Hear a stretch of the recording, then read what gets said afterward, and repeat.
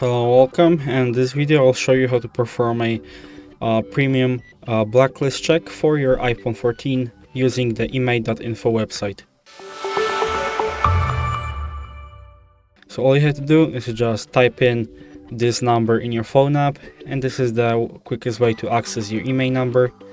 And then type in your IMEI number right here, press check IMEI. You'll get some basic info about your phone, and in the advanced checks you will find the blacklist premium check. And down here you will be able to make an order to perform a blacklist premium check for your iPhone 14. So if you enjoyed this video and considered it helpful, leave a like, subscribe, and thanks for watching.